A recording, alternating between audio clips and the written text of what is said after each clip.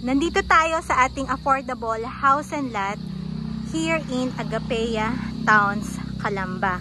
So, ang price nito is around 2.8 million and may promo sila ngayon. You can avail a 100,000 discount. So, nasa 2.7 lang siya. Ang maganda dito, talagang almost rent to own na to. Kasi, bukod sa ready for occupancy na siya, ang ika-cash out mo lang is 55,000.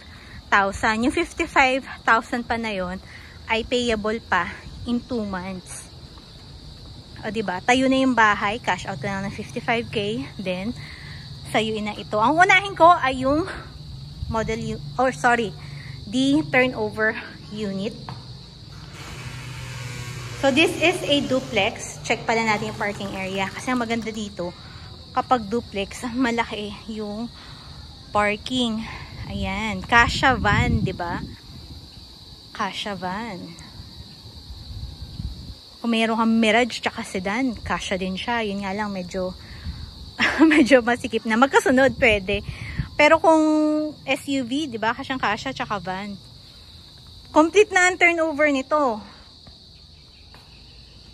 Doon sa 255,000 na cash out, which is payable in 2 months. Yung remaining na amount, payable na ng 30 years, around 21,000 per month. At least, sa'yo na yung bahay. Diba? Kaysa for life ka mangupahan. Ito, sa'yo na. So, ito yung ating ground floor. So, meron kang sliding door sa gilid.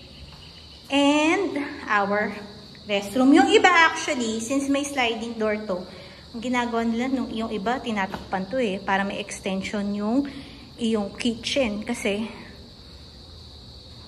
medyo maliit yung kitchen mo. So, pwede mo ilabas yan. Pwede mo actually ilagay din sa likod yung kitchen mo kung gusto malawag. Kasi meron pang space sa likod. So, sayang. Diba? Kaya yung iba, in-open na lang, in-extend hanggang likod yung kitchen para maluwag. Check natin yung taas. Pero, ano rin to, meron din siyang True Pag-ibig financing. Gusto kung naghahanap ka ng True Pag-ibig, meron din ito. Yun nga lang, ang difference ng Pag-ibig ay bare unit yung taas. So, wala siyang partition. Mas mura yun, 2.5 million. So, provision ito for 3 bedrooms. Yan. This is our first bedroom. Ito yung ating pangalawa. At ang ating pangatlong bedroom. O diba, for 2.8 million, avail mo yung discount, mag-reserve ka na now, 2.7 na lang siya. Pero may 3 bedrooms house ka na. So if you want to check this house, if you want to see the actual RFA unit, before ka maubusan, kontakin mo na ako para you can do the house tripping. So that's it. Have a great day.